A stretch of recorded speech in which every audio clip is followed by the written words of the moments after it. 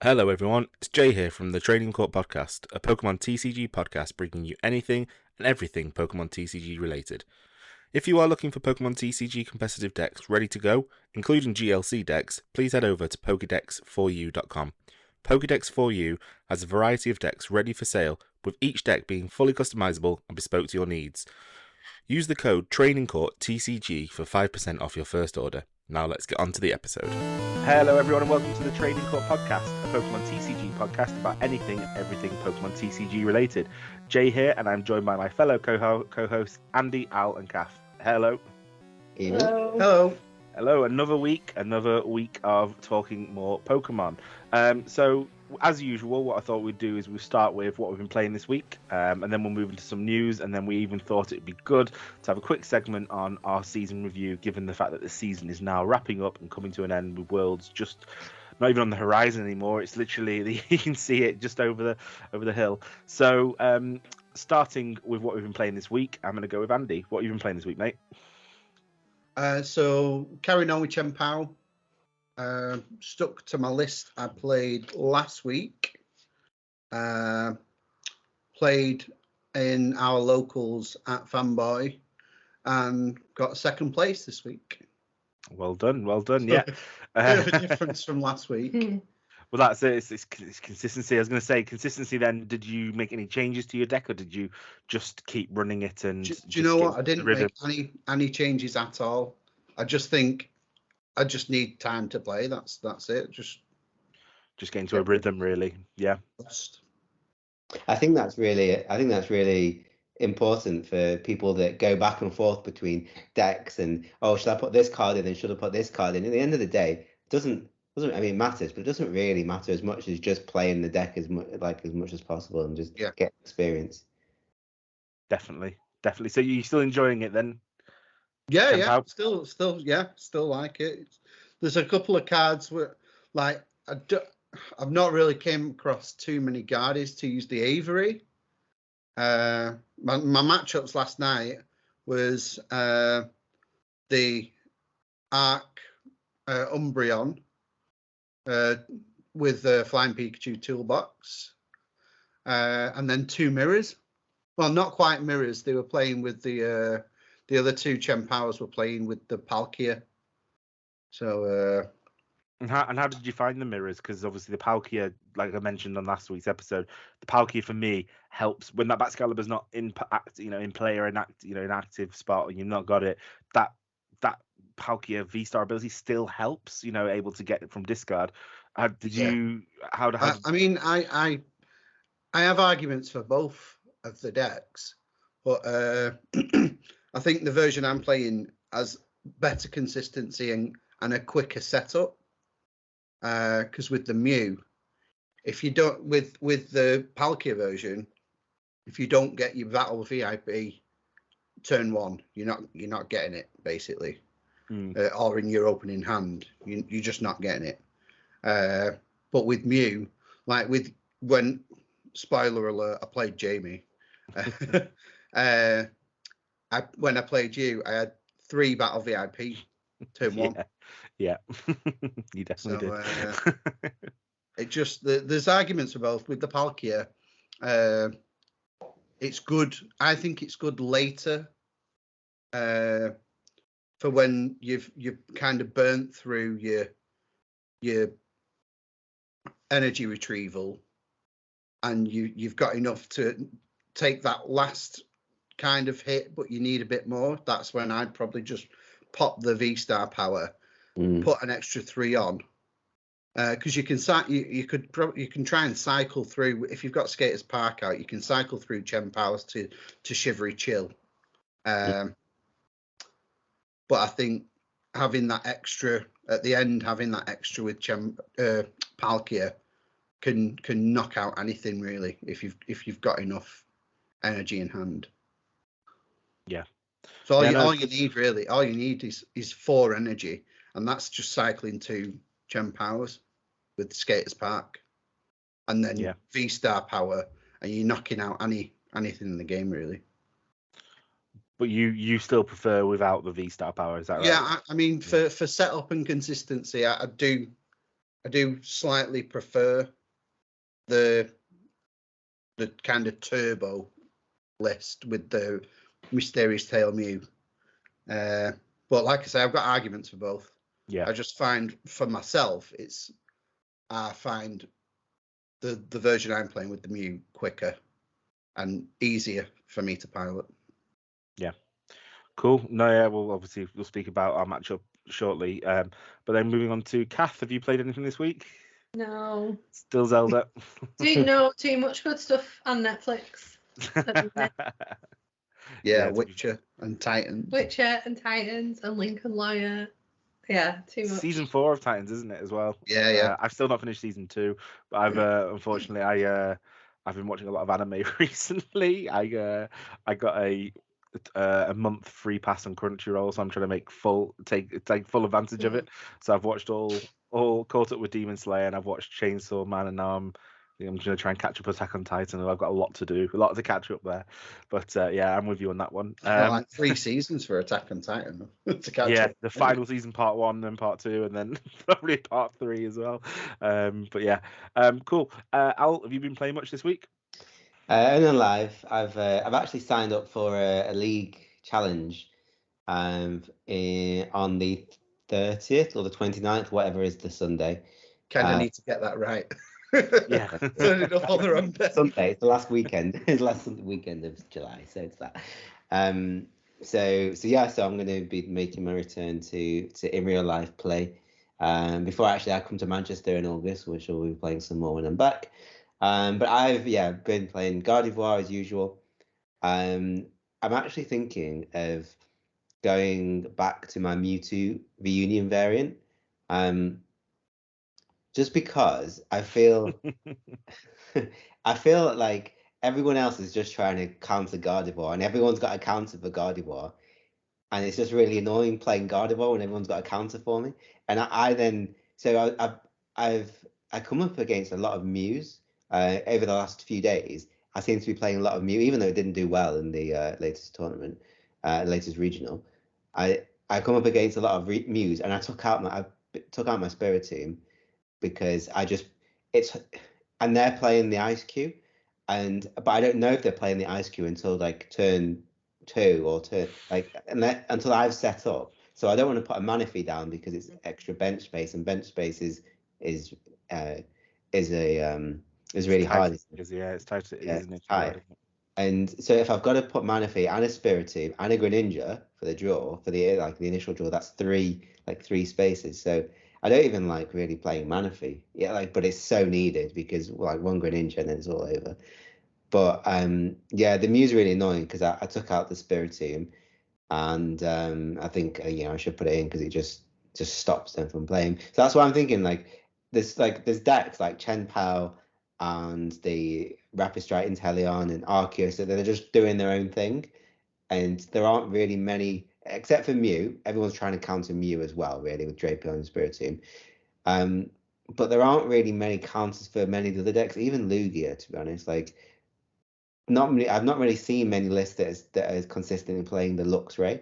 So it's really just Gardevoir and Mew that people are trying to. It's like people are putting cleansing gloves and everything, and just everything is just trying to counter me. So I want to play Mewtwo Reunion because that's a deck that is designed to counter Lost Box, really, and it's got some favorable matches in other matchups. So I think I want to go. It's less consistent and maybe less good, but it's fun. And I always say this. I wish I would have played Mewtwo Reunion at Liverpool, but I've got it built, and Mewtwo is one of my favorite Pokemon, so I do want to incorporate a Mewtwo deck. So I think I'm going to start testing Mewtwo and maybe use it at the league challenge, because it's a bit of a wild card. I don't think people expect it, and it just at the end of the game, the way that it works is that you're kind of putting some bit of chip damage, and you're not really being much of a threat, and then you suddenly just put Mewtwo Reunion. You put you've got 4 or 5 Pokemon on the bench that within combined have 160 hit points left. You just take 4 or 5 prizes in one turn. It's so good. It doesn't happen very often, but it's fun when it does. So I think I'm gonna give Mewtwo Reunion a go again, I'm going between the two. One's consistent, that's the Gardevoir, and the other is fun. That's the Mewtwo Union. I say fun. It's you say that Gardevoir. I remember Jay, you were saying that Gardevoir is a puzzle, and Mewtwo Union is like a billion piece puzzle. It's really like you have to Like one of those little puzzles from Hellraiser. yeah. Just never ending, yeah. Yeah. Yeah. Well, obviously, good luck, and we'll obviously speak to you before the challenge as well, but you'll let us obviously know how you get on, and good luck, and you flip flop between the two. Let us know what you're going to be playing. Yeah. Okay. So in terms of obviously, Andy mentioned beforehand, I also played at the local fanboy, and I mentioned it last week that I had built this deck, and I played it. So it's essentially it was an Arc toolbox. So it was the deck list was created and played by Michael Catrone, which came in 6th place at NAIC. I played it pretty much like for like. The only thing I did was I dropped the Slacking V for a Super Rod. My reasoning was I just felt that this deck has it had no recoverability whatsoever, and I just felt that you needed it. But the way when I finally played it, I felt like you probably didn't really need it at that point, to be honest, because you are just trying to set up with Arceus, etc. So for people who aren't aware, Michael Catrone's list, like I said, Arc Toolbox. So it's Arceus V and V Star. It had Umbreon V and V Max.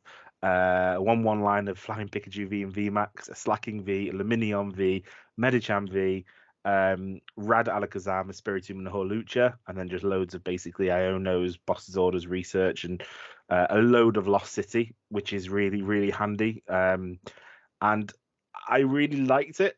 My record wasn't great overall. Played 3 best of ones, and I think it was basically 1-1-1, 1-1, drew 1, lost 1. My tie was to Andy, and I feel that if we hadn't done a couple of warm-up matches before, I potentially would have won because he knew my tactic. So I think in the first game we played in the warm-up, I got Flying Pikachu out, and I think you basically scooped because I had you in a corner, but you were able to get around it in the actual official match. But I didn't think we'd play, but to be fair, it's the second week in a trot now. We even said everyone's laughing. Oh yeah. As soon as they said the pairings, it was me and Jamie, and everyone was just laughing. Like, every week we get that. Yeah, pretty much every week. So my tie was just basically. I think I had the win, but to be fair, it was a good play. I wasn't able to take the knockout. I wasn't able to take the one hit knockout, the last 2 prizes, and it went to turns. And I think obviously you pulled out a new Chen Pao and then just basically stalled for the tie. So again, which was really, really good play. Frustrating from my side because I was like so close to getting that win. But it was really good play. And again, it was interesting. It was a good match. It was a really good match. My second match was against the Guardi, and I won. But it was one of the most intense matches I've ever played of late. I think it went about 45 minutes long. And it basically came down to the end of it. It came down to the last card drawn. Basically, long story short, is he actually prized 2 Routses, and I kept putting his Curlies into the lost zone, so he wasn't able to. There was no recoverability from them. However, I actually prized, annoyingly so, I prized 1 Umbreon V and 2 Umbreon V Max in that match, and that's so I had my Umbreon V, 1 Umbreon V in the back ready, and he just bossed it up and knocked it out, and it's really frustrating because that's obviously a 1-hit KO on an EX. Yeah, so very frustrating. It was a back and forth game, really, really enjoyable, and basically it came to turns. My last turn, basically he needed to dig for boss and he couldn't. I needed to top deck V-Guard Energy because he put Temple of Sinnoh in play right at the end, and I top decked V-Guard Energy for the knockout. So it was a really, really intense game, really good game. And then my last game was an absolute horrendous game. So it's from the highs to the lows, and it just goes to show how Arceus decks, as you saw on the stream we mentioned with Ian Rob, they can brick. You need that turn 1 attach, and then you need the Arceus V-Star next turn to Starbirth and set yourself up. I played a Lost Gudra, so a Lost Goo, and I started off with 2 Arceus and Energy, and that was it. And then my top deck was Boss's Orders, and then my second one was an Energy, and I think it got to my 4th turn before I got an Arceus V, and I had to Professor's Research away 3 Boss's Orders or 2 Boss's Orders. I'd used one, and I had to, and obviously with Lost Goo, you need to be kind of taking them out of the active and then bringing them out, escape rope, etc., because to get rid of their attack, etc. And he just kept bumping my stadiums as well. Yeah, I think he played 4 stadiums and Worker and lost vacuums. He just kept getting rid of my stadiums, and basically I just drew. I think it came to my 4th turn. I drew a Professor's Research. That was my first draw. So unfortunately, I bricked and did not win that at all. But yeah, overall, it was interesting. I can see why it's a good deck and why Michael went top 6 in NAIC, the biggest tournament. I think it is a big meta call though, because if you're not hitting anything like a Mew or Guardy or something that's weak to the Pikachu, then the damage output isn't that great. I guess that's why they put the slacking in. You're 2-shotting everything else other than. Yeah, in hindsight, I should have kept the slacking in hindsight. Again, not mess with the deck that was made. I probably should have, to be honest. But in my testing, I never ever used the slacking V. But then obviously that's why it was there. If I had the slacking V and I could have set it up, I could have taken the Chen-Pao knockout. Whereas with Arceus V Stars hitting 180, couldn't take the knockout, and Choice Belt although it was there, it didn't affect the Chen-Pao. Umbreon V Max hits for 160. Flying Pikachu V Max hits for 160. Medicham V is great, and I was moving obviously damage counters around with Radiant Alakazam, and I used Holucha, but again, it was just, it wasn't hitting those numbers. So maybe slacking V is needed, but again, that path to the peak, you need the path to the peak. I only played one of it. Awesome. Bench space is quite tight as well, especially if you've got your Luminion down. I put Luminion down to try and get Boss's Orders once. You put your Medicham down, you put your Alakazam down, you put a Spiritomb down, and you've got trying to also do Umbreon. It's just too much. The bench just becomes too difficult. And I also felt that Umbreon Vs, everyone just kept bossing them up and knocking them out. So I never really got the benefit, to be honest, of them. But it is an archetype that's there. When you look at NAIC, the largest tournament ever. In the top 8, we've got 1, 2, 3 of Arceus decks. So and if you even look at, I think if you look at the statistics, out of the top 64, 9 were Arceus decks. The other 9 were Gardevoir. So it's 28% share of the most successful decks at NAIC. Sorry, that was the top 32. Sorry, not 64. So that was the top 32. 9 were Arceus and 9 were Guardi, and then the others were 7 Lost Box, and the rest were Inteleon, Rapid Strike was 1, etc., etc. So Arceus is a good, powerful Pokemon. It's there to stay. I think I watched Azul did a video recently of Arc Dumbreon, and he just said it's one of those powerful decks out there because it just counters it's something. It's got something for everything there. Versatile. It's something that will stay until it rotates, because you can just pair anything with it, really. Yeah. Oh yeah, you can pair absolutely anything with it, and it just powers up, and it's so good. But again, it bricks pretty badly. If you don't get that, you need turn 2 Arceus V Star. If you don't get that, you're in a world of pain. And unfortunately, like I said, we saw with Ian Robb, it can happen. It can totally happen. And it is rough. But yeah, it's an archetype I'm looking at. I think it's also an archetype that's going to be quite strong at Worlds. If you look at now, a lot of the content creators out there, and obviously players, they're now looking and turning their attention to building up momentum for Worlds. I was watching today top tier lists of decks for Worlds, and I think Joe, obviously Omnipoke Joe, he's doing tabletops, Road to Worlds testing, etc., etc. We're seeing a lot of Arceus decks are going to be there. We also know that there's going to always be the Mew, there's going to be the Lost Box, there's going to be the Guardi. It's whether we see a bit more of an increase of things like Chen-Pao, things like Rapid Strike box. Lugia as well seems to have fallen off a little bit as well. It's whether we see a resurgence of those, given the fact that the dominance of Arceus, maybe people start teching for, like, Lugia obviously techs for Arceus. It's got the, and also techs for Umbria, so protects for Duraludon, and also techs for things like Goo, Hisuian Gudra, etc., etc. Lugia seems perfect, but again, I know from first hand that bricks. It's consistency, but I don't know if that's going to win the day. I mean, just we'll obviously do an episode close to the time about Worlds, but based on NAIC, what are your early predictions for the World Championship deck? Do you reckon Flying Pikachu can make it a double back-to-back Worlds? No. You don't think so, no? You don't think an Arc Toolbox will do it? I think an Arc Toolbox maybe, but I don't think Flying Pikachu will be in that list. Okay. I don't think. I mean, there might be a list that features Flying Pikachu. Like there might be a list that features Alolan Vulpix, but I don't think Flying Pikachu will be pivotal in getting the win because there's too many. It's still part of that. It's still part of that. It's the exact same way it was still part of the ADP which won Worlds last year. For Andre Skugard, it still won. It was Arceus to Pikachu. It's only really countering, apart from like your Miraidons and your Chempals, which I don't think is going to get far anyway. It's only really countering Lost Box, and I don't think Lost Box is going to do well at Worlds.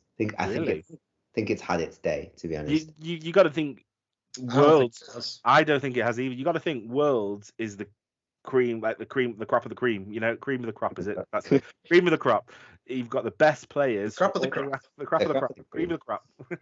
You've got all the best players playing these decks that they've known for years. Well, not years, but they've been playing solidly to get their right. It's definitely not been Miraidon for years. I genuinely think Lost Box. If I was going to say something, I think Turbo Lost Box will win Worlds this year. Really? Oh, okay. Kath, what do you think is going to win? You're going to stick to your guns and your allegiances. You're going to say Fusion Mew. Yeah, I thought so. I guess that. Yeah.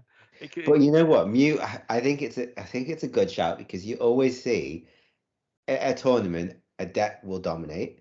And then everyone's like, "Oh my god, this deck is going to dominate the next time." Then everyone counters it, then it does nothing. And then the next one after, the deck comes back because everyone's like, "Well, this is it now. Everyone will be taking out the Drapions." Yeah, well, they won't be taking out the Drapions because they always have Drapions. But I think people will be taking out the second Drapion, maybe. Yeah.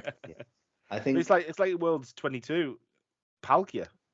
Palkia was like the ultimate deck. I genuinely thought Palkia deck would win it, and it wasn't even the final. It was the deck that was made to counter Palkia. Yeah. So I think the deck that's made to counter the best one in format, which is basically, I think Gardevoir is still the best deck in format. I think it struggles against Lost Box. I think Turbo Lost Box will take the win personally. Yeah, but Gardevoir is the best deck in format. It was at NAIC, and it seemed to do fine against Lost Box. Like there were two in the top 8 and one Lost Box in the top 8. I think Lost Box struggles more now against like Arceus variants and taking out those big knockouts because it doesn't have those massive. It has to be a bit awkward with its maths and damage. With Dragonite, it doesn't have like the amazing Rayquaza again to just hit 380 wherever it wants to. It's like, so it'll have trouble with the VMAXs and with the stage 2 EXs, whatever is being played at the time. Like it has trouble with the bulky Pokemon, and I don't think like it does well against Gardevoir. It does well against decks that are easy. Like United wins, it just like rolls over, but because it can like Sableye. But there's so many decks that it struggles with now, like Arceus. Yeah. Okay, then. Well, what's your guess then? So I think it's going to be. Is it a bit of a cop out just to say an Arceus toolbox? Because that could be anything. I think it will be. I don't think it will be an Inteleon again. I think it will be Arceus Dumbreon. Dumbreon. Okay. Yeah. And Andy, what do you reckon? I'm not gonna lie, I expected Al to say Gardevoir. I think it's going to be some wild card that we've not. United Wings. Well, just Alex, it's definitely going to be like. Yeah, it's hard to say. it's either going to be a variant of Lost Box, or it'll be a wild card that none of us have thought of. I mean, United Wings, it hits some good matchups. It's got the watch. Is it the Wattrel for Lugia matchups? Yep. It's got the Murkrow for Gardevoir and Mew matchups. It can hit some big numbers with the Ditto. I just, if you get a good player, piloting it, I think you're there or thereabouts. Look at NAIC. I know Alex Szymanski fell off a bit, but I think it is. Maybe it might take a while for it to get that, bang on 60, but I think it can be a good deck. I don't think it's going to go away. Like I said, look at Night March, that carried on. But I think a Lost Box variant, the same with Andy. Or I don't know what kind of off the cuff of a deck it could be. You never know. It could be Palkia, it could be a water box. Don't think it will be. Could be Reggie Drago, Arc Reggie. Could be Lost. Could be exactly. We don't know, but we will have a further discussions close to the time as we're building up towards Worlds, and obviously I think we were talking, weren't we, about potentially doing some kind of deck and meta kind of checks, etc., and discussing the matchups, etc., getting closer to what you will most likely expect at Worlds. I think there'll be a lot of, as we've seen from NAC, there's going to be a lot of Lost Box, a lot of Guardi, and then a lot of Arceus coming through as well. So we'll obviously cover that close to the time. And we'll also remember to bookmark this and come back after Worlds to see who was right. Because none of us were any good at NAIC, so that was pretty poor. But then, okay, so then moving on, I thought we're a bit light on news today, this week even. I think realistically, only little bit of news is obviously people start getting their official invites now. So I think if you go on Twitter, I think last night I went on Twitter and it was just awash with everyone saying they've got their invites. So again, it's fantastic time. It goes to show a lot of hard work has gone into. Is it like invites. do they come like Charlie in the Chocolate Factory? Like a golden ticket. I'd want. You'd want that, wouldn't you? I'd want unfortunately a golden ticket in a chocolate bar. Unfortunately not. It is an email which just confirms that you've made it to day 1 or day 2 of Worlds. But yeah, it's obviously it's great to go onto Twitter and see the community and how many people obviously get the Worlds invites, and also see the people who have been working hard, going to loads of different tournaments and able to go over to Japan, which again I'm still in disbelief that this is the first World Championships in Japan. I'm still a bit in disbelief of that this it's a Japanese, it's Pokemon, and it's the first time where it originated. Exactly. I'm absolutely very, very jealous of everyone going. We obviously wish everyone good luck, and I can't wait for it, to be honest. It's gonna be like Christmas for me, just watching Pokemon all day on stream. But yeah, before we go on to our next segment, we thought we'd just cover a little bit of news.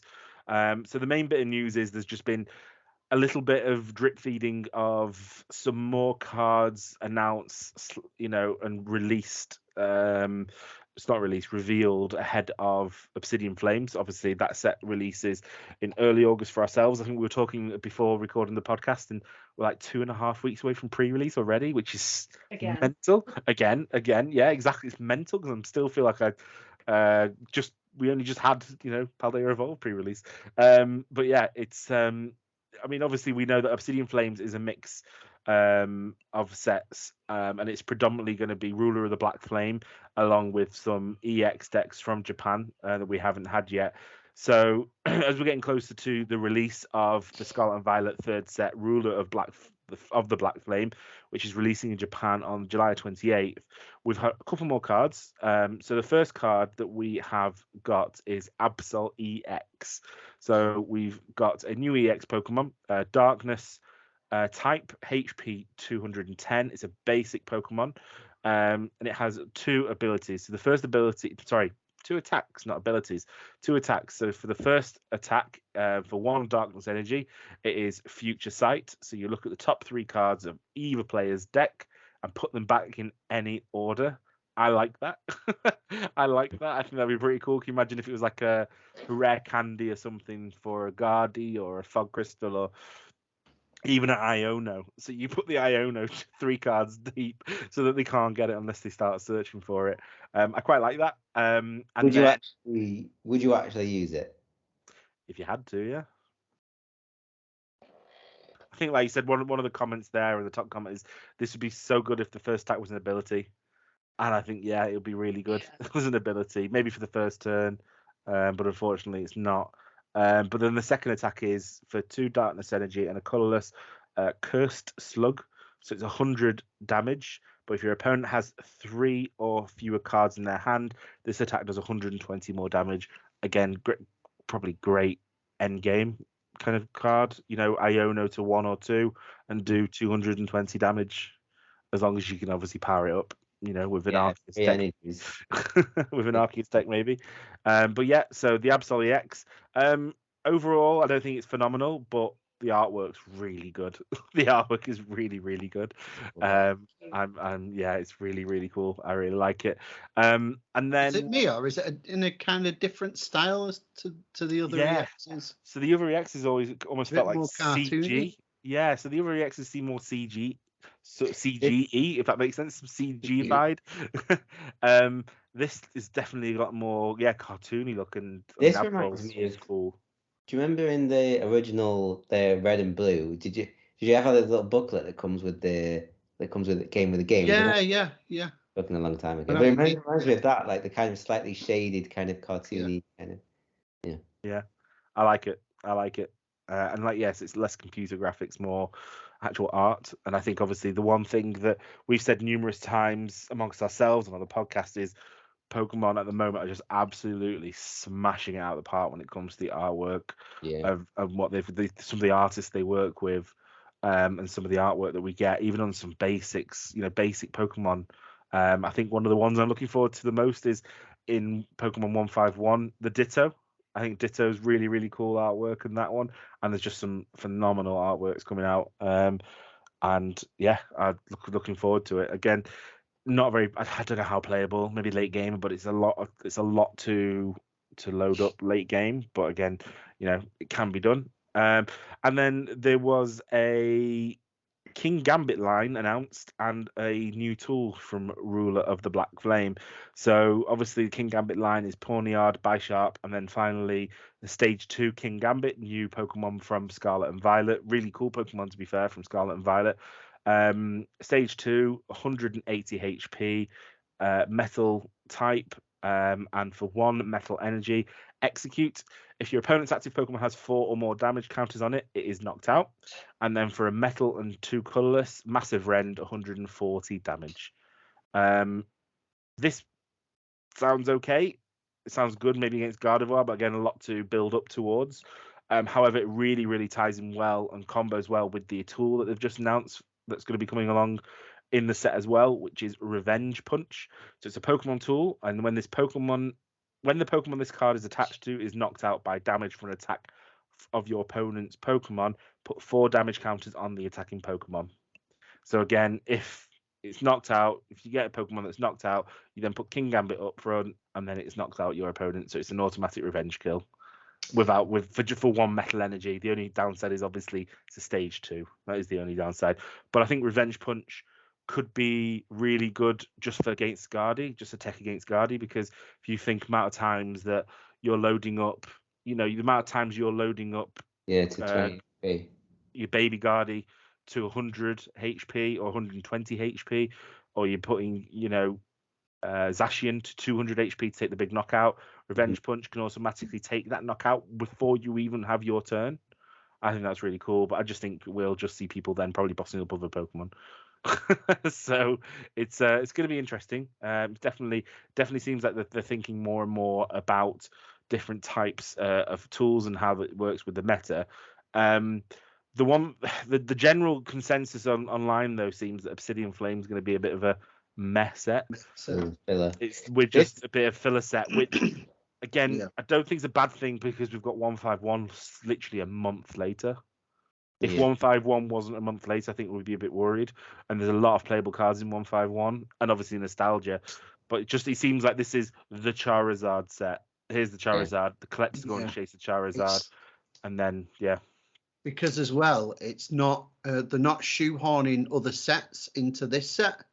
So this is literally the Japanese ruler of the black flame is our Obsidian Flame with their EX starter decks. That's right.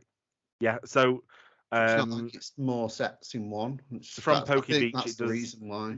Yeah. So from Poke Beach, it does say that Obsidian Flames is to be sourced from July's Ruler of the Black Flame, July's 8 EX starter decks, May's EX special sets, and 30-ish cards cut from Paldea Evolved. So it is kind of a, if you look at the 8 starter decks that I mentioned in July, they are Decidueye EX, Victini EX, Greninja EX, Miraidon EX, which we've already got, Clefable EX, Koraidon EX, Houndoom EX, and Melmetal EX.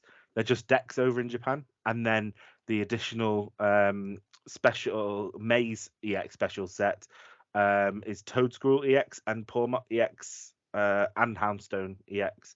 So again, we're just getting these kind of like shoehorned in, really. We're not really, like you said, really, we're not getting much new. I think that the thing that is the big thing, really, and I think we'll get a bit more information now, is the Ruler of the Black Flame is out very shortly, out at the end of the month, and we're only starting to get Pokemon released now. So I think we should be getting some, probably the time this podcast releases, there'll be new Pokemon announced, which we'll obviously cover next week. This always happens. And then next week I expect the same, in the build up, and I'm looking forward to it. I still think I'm not a Charizard stan. If it's a playable Pokemon, it's a dark type. We'll see. But I'm more excited about the lightning type Tyranitar, to be honest. But I'm more excited for 151, and the fact that we're getting 151 after this probably doesn't help this set. It reminds me of Darkness Ablaze, really. It's just, I know Darkness Ablaze. It just makes this one look even worse than it is, because that one looks mint.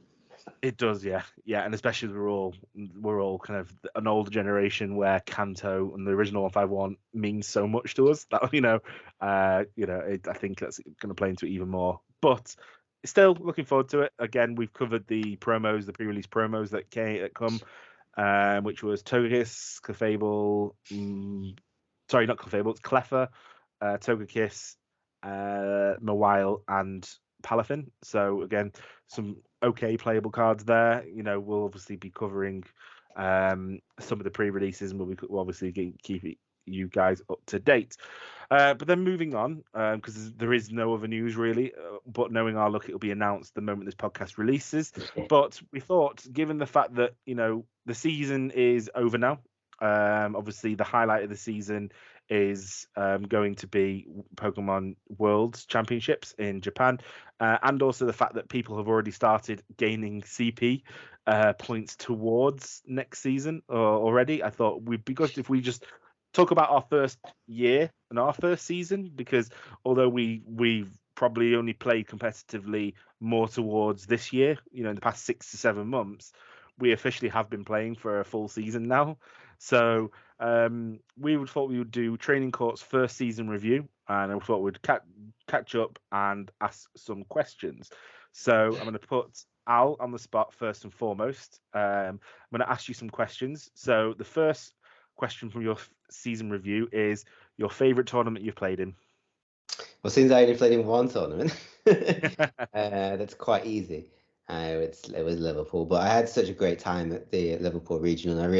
Next season I really want to go to more regionals across Europe. I'm in a good position in Italy, where I'm kind of, it's easily accessible to go to different regionals around Europe. If there's one in Spain or Germany, or hopefully even in Italy, it would be nice.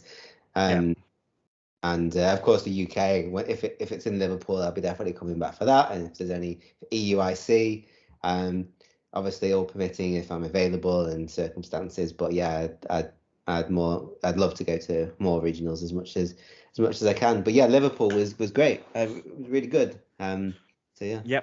Yep. Okay. Yeah. No, it was definitely fun. Next question: favorite deck you have played this season? So my favorite deck I've played this season is Mewtwo Reunion. from pre-rotation. So it was a Mewtwo that I wish that I played at Liverpool. I don't know if you've heard me say this before, but yeah, I wish I played. It's completely new to all of us, I think.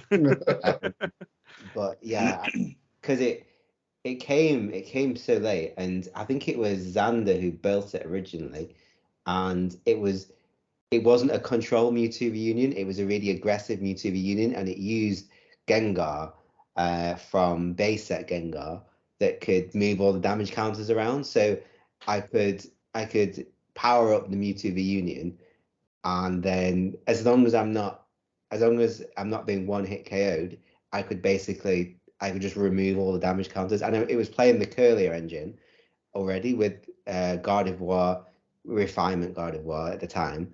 And also Gallade for like getting the supporters, and the loop of the deck, which was really good, was just getting Mewtwo out as soon as possible, and then as soon as it gets hit, you just move, because Gardevoir and Gallade are both quite high HP Pokemon, so I'd get hit even if it was like 200. I'd split the damage across the Gengar as well, so I'd split the damage off maybe 3 or 4 different psychic Pokemon.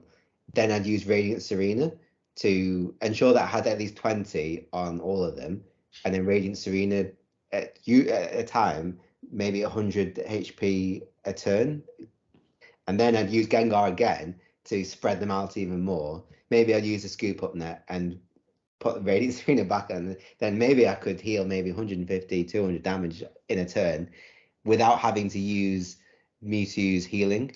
And I remember, yeah, I played against you, Dicko, a lot. I know you always said you hated playing against me when I was using it. And if you can't knock out Mewtwo Reunion, it's extremely hard. If I was playing against what's the bulky Blissey? If I was playing against Blissey, it's an auto loss, because Mewtwo Reunion, it just uses the Gormandai Snorlax to set up. So it's a long game. So I would, spend a few turns getting it, and then those turns spent getting Mewtwo Reunion set up, they're getting about 50 energies on the Blissey. So by the time my Mewtwo was set up, they were just taking the one hit KO. Same with Shadow Rider Calyrex can one hit KO. In this format, Gardevoir will just run all over it because they can one hit KO it.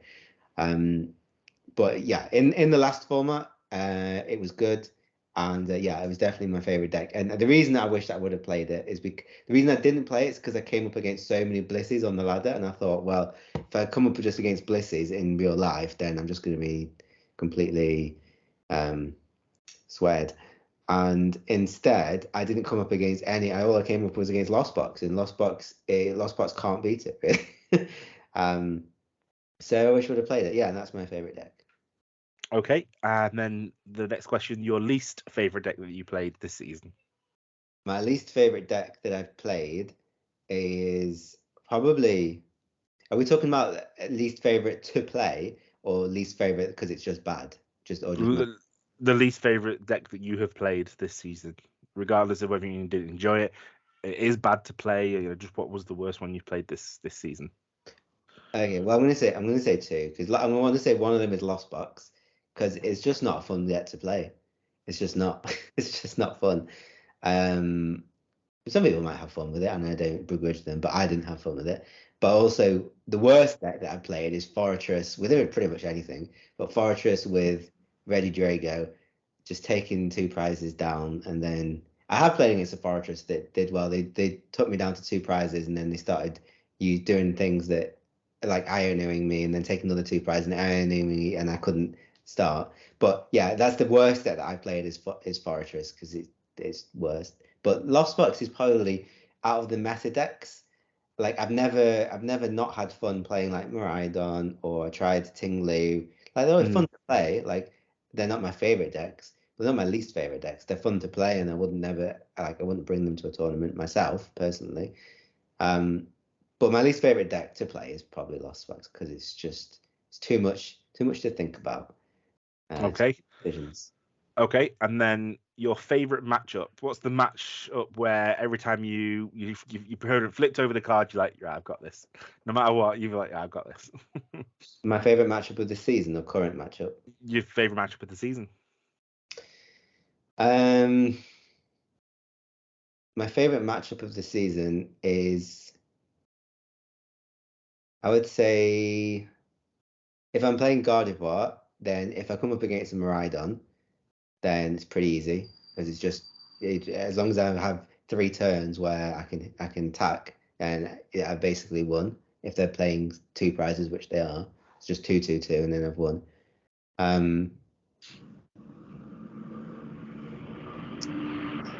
Maybe I can't remember. There was one deck when I was playing the Mewtwo V Union of pre-rotation where any deck that can't hit 310 is just great to play against as a Mewtwo V Union. I think Lugia was actually pretty fun to play against because sometimes they struggle to hit the 280 with the full power energies and then put a choice belt, and sometimes they just didn't pull it off. And because I was playing Flannery, I was playing like Fan of Waves, I was just playing all these little things to annoy Lugia. So I actually really enjoyed playing against Lugia back in Silver Tempest days with Mewtwo V Union. Okay. And your least favorite matchup this season?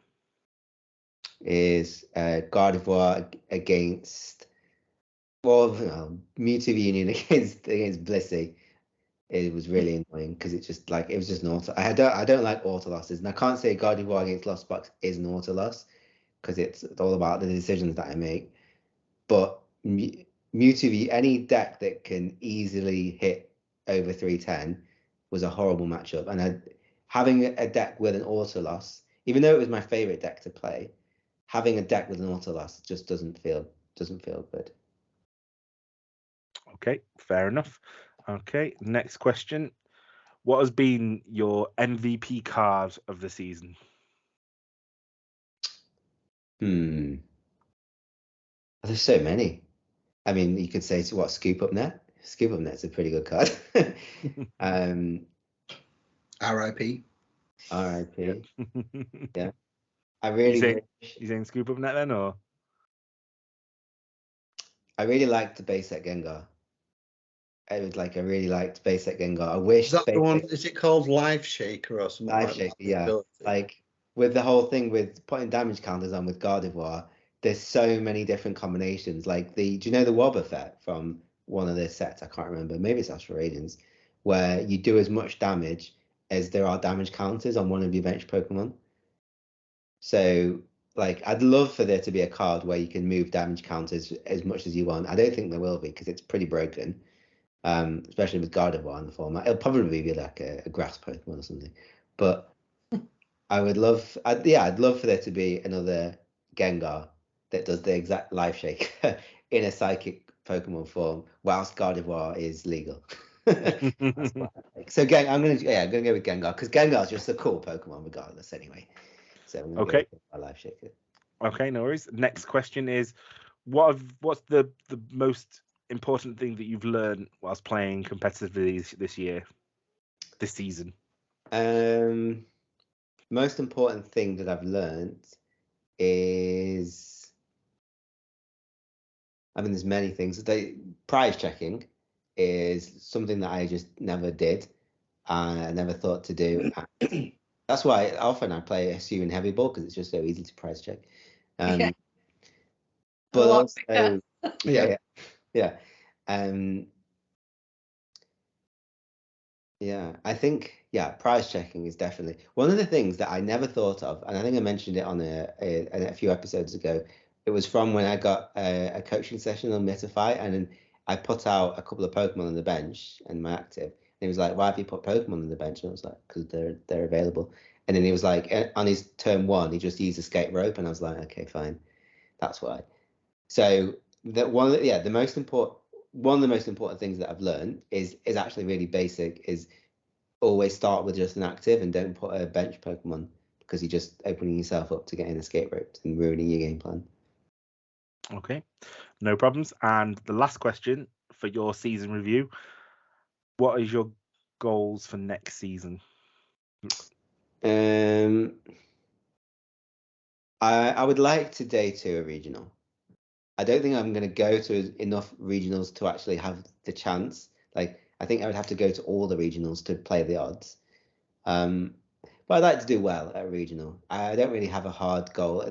Day 2 would be nice. I think that's realistic. I'd like to do better at the regional at Liverpool than I did. I'd like to do better at a regional than I did at Liverpool. Okay. Sounds good. So a good solid first season for you, Al. So then moving on, Kath, are you ready? Yeah. Favorite tournament of the year? Well, EUIC, because that was the major one that we played in, because I didn't get a ticket for Liverpool. Wonder why? Because I'd not set up my Arcanine account. So we live and learn. We live and learn by our mistakes. Then tried to reset my password, and then got locked out, and Yeah. I didn't speak to her that night. I didn't want to speak to myself. No, I can imagine. EUIC was class, to be fair. It was. But yeah, EUIC, I think. Okay. Yeah. Leading on to the next question, then, the favorite deck that you have played this season. You've played a fair few, to be fair. I mean, my favourite one is always going to be Clefairy. Mm-hmm. Because pre-rotation Clefairy. Well, even now, like now I've got a decent-ish list back again. It's just fun. I mean, Mew VMAX is fun. That's like I couldn't play Last Box. That's too many decisions. Like I can't even decide like where to order takeaway from. Never mind every turn choosing between 2 cards and 2 cards and then 5 cards and then 2 cards, and like that's not for me. I'll just play. I'll have a hand and I'll play what's in my hand, and if I get better stuff, good. If not, fine. That's okay, kind of that's what it's about for me. Just fun. Yeah. Okay, that's good. So then, your least favorite deck that you've played. So I don't think have you actually played Lost Box? I've never tried it. Okay, so that can't be the answer, unfortunately. I just don't think like. I don't really have a least favorite. I think any deck that I do decide to play, I think that I would go back to any previous, maybe not Towering Heights. Maybe not Towering Heights. A theme deck from back in, was it XY or was it? I mean, I beat you when you were playing Urshifu. I beat you with Towering Heights, so maybe I would go back to that. What set was Towering Heights from? I don't even know. Sun and Moon. It was a Sun and Moon. It's Cosmic Eclipse. Yeah. So, Cosmic Eclipse theme deck. Yeah. It was super old. It was old when we started playing it. Yeah. But yeah, okay. I think no, I'd go back to any. Okay, fair enough. So then, what was your favourite matchup that you've played against this season? So, like I said to Alex, when you see the opponent flip the card, you're like, yeah, I've got this. The moment you love about, yes, I love playing this against this deck. Does it mean to win, or it's just enjoyable match? That's a tough one. I think if I'm playing Mew, then obviously anything that's weak to Psychic. Any fighting deck. Yeah. But maybe even the Mew Mirror, because I play Drapion in my Mew. Yeah. And they were never expecting it at EUIC. The guy was shocked when I can imagine, yeah. When I got a Drapion out. It's a good idea, though. He couldn't believe what he was seeing. I can imagine, yeah. So what was Did you just get a Drapion out? But then if I'm playing Clefairy, again, like anything that takes a few turns to get set up, if I'm playing Clefairy, then Perfect. It's pretty free, just because if they're taking a few turns, I'm taking a few turns. But then if I've got all 16 energy out, Soz. I struggled against when I played that game against you the other week.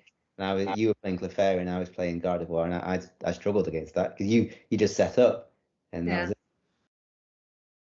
Yeah. Okay, fair enough. So then your least favourite matchup, a deck that you hate playing against every time you Lost saw it. Box. Yeah, okay, simple, nice and simple. Lost Box, just because if I'm playing like Clefairy, my turns can take quite a while, and I must have said Moonwatching Party about 50 million times every time I play, because it's pretty much 4 times a turn. I have seen you beat Lost Box though. Oh, A few times. Yeah, I can do it. It's just that if they have like the couple of Cramorants, they're taking knockouts. If they play a Lost City, they're gone. And then by the time they get in Sableye out, that's 2 Clefairies a turn, gone. So anything that can do spread if I've not got my Manaphy out, it's Scoop City. Yep, fair enough. Your MVP card of the season.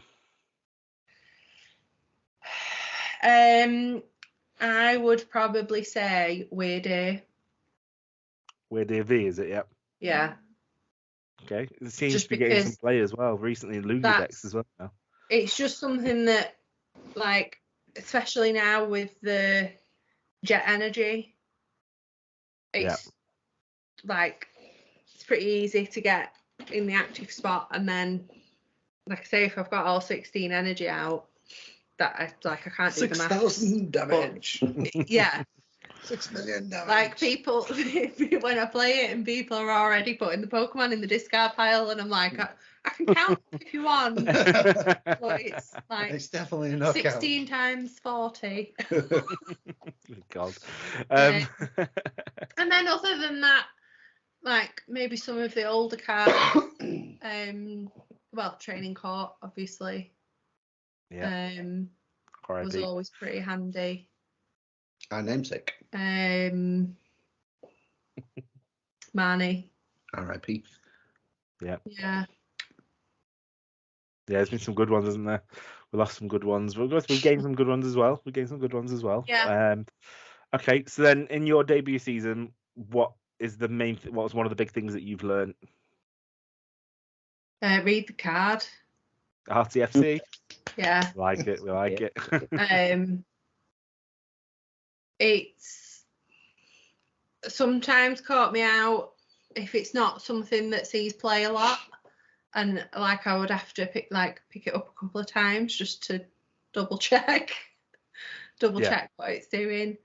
Yeah, I think that's a solid one, to be fair. Just reading the cards, yeah. And check for stadiums. Yeah.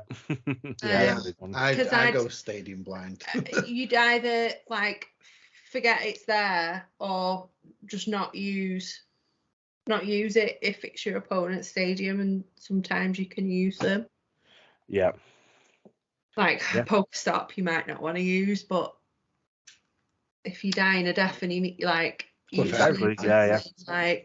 Yeah, I did that once. I was absolutely Guardy, struggling to set up, had nothing, and I completely forgot to use the opponent's Pokestop, and I think I could have really gained an advantage, and it would have helped me set up. Instead, I struggled and failed. Yeah. So, okay, and finally, Kath, what are your goals for next season? Get a ticket for regional. Get a ticket for regional. Okay, I think that should hopefully go. Well, you don't know actually. It was some really difficult. Yeah, I mean, I'd like to play more. I think I've no sort of designs on doing very well. Like it's not like, yes, I enjoy playing and I enjoy playing competitively because I'm a competitive person. Mm-hmm. But we know at the end of the day, this isn't something that I'm like super good at. So I kind of manage my own expectations, and I'm fully aware that it's more fun when you're having fun, and you put in a bit less pressure on yourself. Yeah. Okay, that's Thank great. you. That's great. Andy, you're up next. So, Andy, your season review. What was your favourite tournament of the year, of the season? I think it was Liverpool Regional. Okay, so it's two for Liverpool Because so I far. think I did better. I did better at Liverpool than I think I did at EUIC. Okay, fair enough. The favourite deck that you have played this season? You have played a fair few, to be fair. Regis, definitely. Okay, Without Regis. Yeah. R.I.P. I mean, they're still knocking about, but they're just Still, nowhere yeah, near, yeah. nowhere near the People are still Tempted. trying. Yeah. They're still trying. nowhere near they used to be, the power they Yeah. used to be. It's such a shame. Such a shame. So then that moves on to then your least favourite deck that you've actually played this year. Reggie Drago. Reggie Drago. Yeah, definitely. What was it? What, any of a particular variant, or just anything with Reggie Drago? Well, Arc Drago. Because I played that for I think one of the cups that we were in, and it just bricked every single game. Fair enough. Yeah. Like I said, I have seen an Arc Reggie Drago build with Fortress, which, like Alex mentioned, that if they do that, then they Iona you and then they path you. Yeah. You can be buggered. I know that they're 2 prizes down straight away, but and if they get a Noiva and EX, which is again a new card from Paldea Evolved, that just absolutely kills you because you can't then attach special energy or discard. Like you can't I the stadium. didn't have any of this when we were. Yeah, no, I appreciate that. Yeah, but yeah, it hits hard, but again, it's the consistency, isn't it? It is the consistency. Luckily, there's cards now to help with that. Again, like Squawkabilly EX helps massively, at the start. But again, right at the start, yeah, Reggie Drago was rough. I think people were using Leafeon for greening cells at one point. Yeah. Well, I did think about using that. It was rough. It is rough. It's just the energy acceleration, isn't it? So, but once it got up and running, it did hit hard. But again, it was that initial getting it set up, and again, some decks went a lot faster. So, okay, what was your favourite matchup of the year? The deck that every time you were against, you were like, yes, I got this. So it depends what I was playing at the time, to be honest. But trying to think what did I play most against that I thought.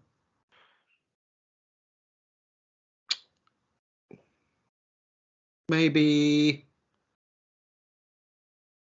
a couple of times playing Lost Box was all right. Well, because when I was playing Liverpool, my wins were against Lost Box, and I did think I kind of had the advantage with Reggie's at the time.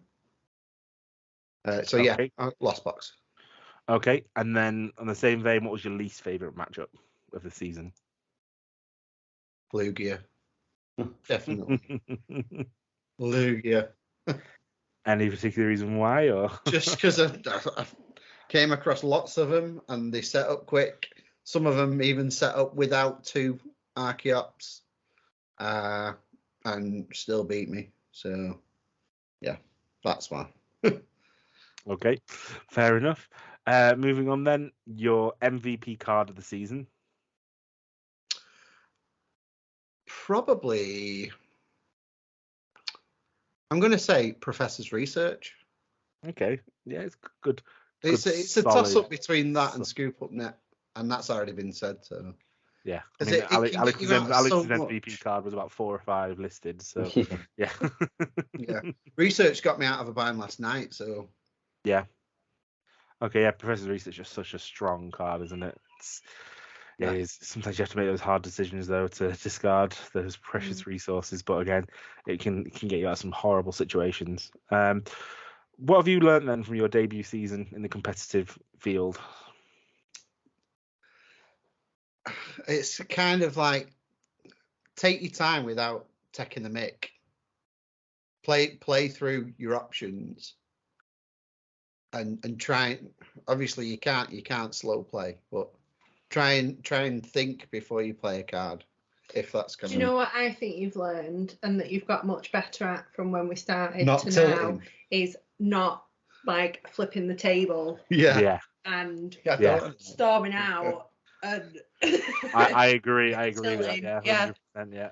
Yeah. I think get up and go again mentality is definitely improved from your Yeah, side. yeah. I don't. Just it's sometimes any deck can brick, you know, and sometimes it is just luck. You know, I feel so sorry. Keep going back to Ian Robb, you know, stream in the final of NAIC, the largest one ever. It happens, it happens, and it's just the way of handling it. I think you've definitely improved on that side. And then, what's your goals for next season? Just play more. Okay, that's it. Just play more. Fair enough. That sounds good. Okay, so I guess I'll ask myself the same questions, I guess. My favorite tournament of the season. I'm gonna say EUIC. I'm gonna say EUIC because at that point, I think when we were going into Liverpool, we hadn't started the podcast yet. We were completely new to the format. We didn't know what was going on. And don't get me wrong, it was such a great tournament. EUIC is the first time I felt as part of a community. We were walking, we met, we bumped into friends. We saw the guys that we see at Fanboy. Joe was there. So Omnipotent Joe was there. So when he was walking around, he said hi. When you're judging. Same with Niall, who's one of the judges. I felt part of a community. And then also the night before, just going to the hotel, and everyone in the hotel on the ground floor was just testing that night.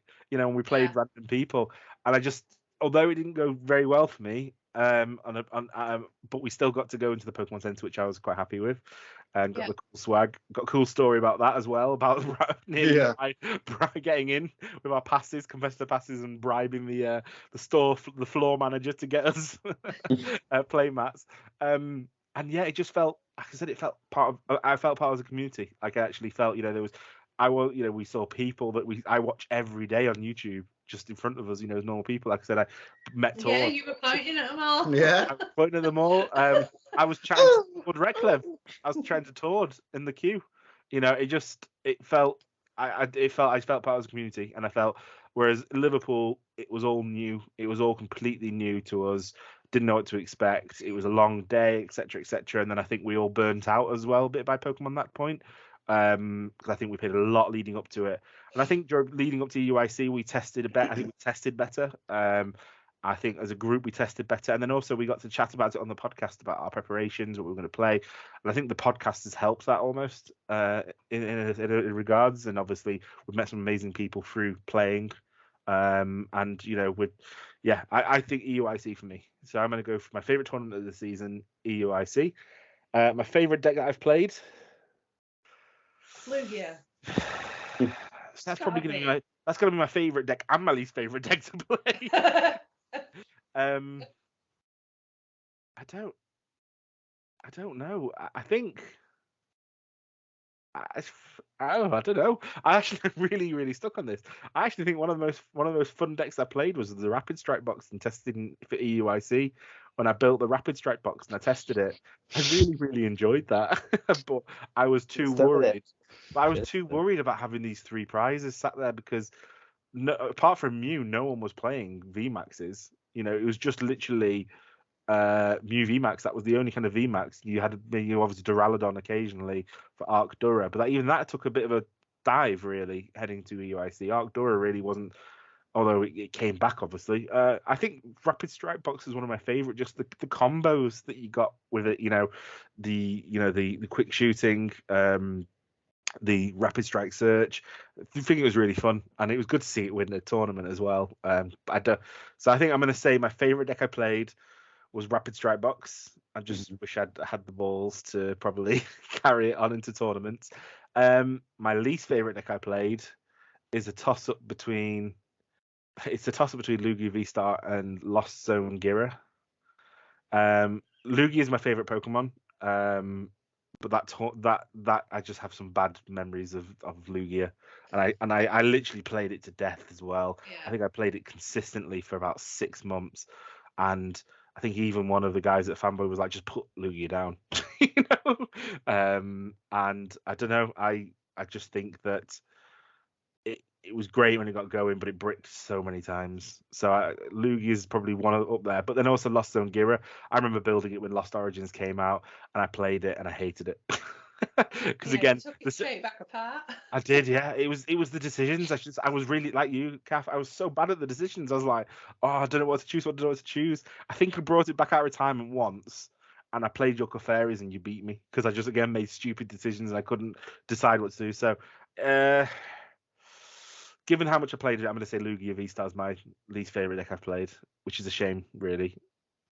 But it's a close one between Lost Zone and Gira as well. My favorite matchup, unfortunately, I'm going to say Mew VMAX because every deck I had an Drapion in, so it was always an easy. I touch wood. I don't think I've lost. I think I've lost a couple of games to UCAF. I've never lost matches to against anyone apart from UCAF. I've never lost to any other Mews. Every time I played a Mew, I've been able to beat it. So my favourite matchup, and again, when Liverpool, the first time I ever played in the competitive tournament, it flipped over Mew. I was like, yes, yes, and I took the win 2-0. So yeah, Mew VMAX for me. My least favourite matchup is always going to be Lost Box. It's always going to be Lost Box. The moment I see a Comfey, my head drops, my attitude drops, my enthusiasm just goes down the pan, and I'm like, oh, this is going to be a slog. It's going to be a slog. It's not going to be an easy game. It's not going to be a fun game. It's going to be a slog. And you never know which type you're playing against. Did they play Echoing Horn? Did they play Kyogre? Did they play Turbo with a Raikou? Did they play Dragonite? Honestly, for me, my least favorite matchup is definitely Lost Box. And even like now, I think even if I do get the win, it's never a win like you think, oh, thank God for that. It's a win like that took a lot of effort and I'm exhausted now. I don't want to play another game. I want to go home. So for me, my least favorite matchup, unfortunately, is Lost Box, which is good because it's here to stay. My MVP card of the season. I'm gonna say Iono, actually. I'm gonna be quite. I don't know if that's. I was gonna say Marnie. Marnie's been said. I think Iono has changed up the format massively. I think the fact that you can get someone, the comeback mechanic in Iono is really good. You can get them down to 2 cards, and you can still have a 4-card hand. I think Iono, or push came to shove. I was going to say Evolution Incense, maybe. Evolution Incense was always good. You didn't have to discard anything. When you were playing Lugia. Yeah. Well, any deck, stage. I think it'd be great for it'd be great now and in stage 2 decks really. It's not a ball search, so you don't have to discard anything, and you just get an evolution straight away. Imagine if you had a rare cannon, just an evolution Incense. Yeah. It'll be OP now. So for me, my item's probably going to be Evolution Incense, and if I had to go to train, I'd say Iono because I think it really changes the format up. So yeah, what I learnt, I think I've still got a lot to learn. I've got to probably what Kath and Andy said is that I've got to probably just say it's for fun. I'm very competitive. Like even the tie against Andy yesterday, Andy was like, "It's a great game." I was like, "Yeah, but I didn't win." And he was like, "Yeah, but it was a great game." I was like, "But I didn't win." Sometimes you got to acknowledge great games. I think I've got to be less competitive. And I think the one thing I have learned is potentially to scoop quicker. I think that's an art. I think I've still got ways to improve in that one. But if you can see that it's going nowhere, just scoop. And I think I have learned how to scoop a bit better. But I still think that I need to still do some improvement. And my goals for next season, being 100% honest, my long-term goal is I'd love to qualify for Worlds. My short-term goal in the immediate short term is to get consistent placements in league challenges and cups in the top, I'd say 2, with the top 4 really, and then go to regionals, get day 2 like Alex said. But I'd love to really push for a Worlds invite, and yeah, I think you've got to have these lofty ambitions really, otherwise why not? Why not? So yeah, so that's our season review. Again, we'll open this up to everyone listening, either on YouTube, Spotify, podcasts, any format you're listening to us on or watching us on. Let us know your season highlights. I know some people have made Worlds for the first time. show how much it means to them. I've seen some people who have made new friend groups, who have just met new people, traveled the world.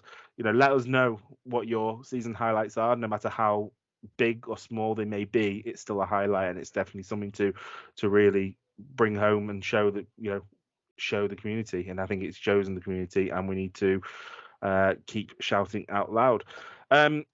Whilst we're talking about the new upcoming season, one bit of news did drop that we forgot to mention was that during NAIC, actually, Pokemon did reveal a 2024 sneak peek of the season. So we got some regionals and special events noted. So these are, I think, how many got announced? 7 got announced. So the first regional of the year is September the 8th to the 10th at Pittsburgh. Then in September the 23rd to the 24th, you've got Curitiba in Brazil, another regional. October the 6th to October the 8th, we've got Peoria. In October the 13th to the 15th, we've got Sacramento. Toronto is next, October the 27th to the 29th. And then for Europe, we have a special event, so not a regional, but a special event in Barcelona in September the 16th to the 17th. And then the first regional in the EU is Lille in October the 22nd to October the 23rd. So it's scary that we're not even at Worlds yet, and we've already got 7 regionals already announced and a special event. Unfortunately, I know we've spoken about these already. I'd love to go to the Barcelona special event. Unfortunately, that's my son's birthday that weekend, so I can't get to that one. And then Lille, I've heard great things about Lille from some of the people who've gone there a couple times, but it'd be definitely cool to go over to more. Maybe Al, you're over in Italy, you can probably swing over a bit quicker than we can. Right. Well, I think that brings us to the end of the episode. So I just want to thank everyone for watching and listening. I want to thank my fellow co-hosts for joining me again, and especially for the season review. It's been a hell of a season. It's been our debut season, and whilst we haven't reached the lofty heights of some of our peers, we've had such a great time. We've met some great people, and we've enjoyed playing Pokemon and also engaging with you guys, the community. So to keep engaging with us, the best place would be on our Twitter account. So our Twitter handle is @TrainingCourt. We also have an Instagram page, which is @TrainingCourtTCG. To watch us, the best way is always on YouTube. So we release weekly, every Friday. I'd say morning, but it's just every Friday at the moment. And that is on YouTube. So it's @TrainingCourtTCG. Or if you want to listen to us exclusively, we are on Podbean. So the trainingcourt.podbean.com on your browser. Or alternatively, we're also on Apple iTunes Podcasts and Spotify. Just type in the search Training Court TCG and you'll be able to find us. Thank you all again for joining us this week, and we'll catch you all next week. Take care.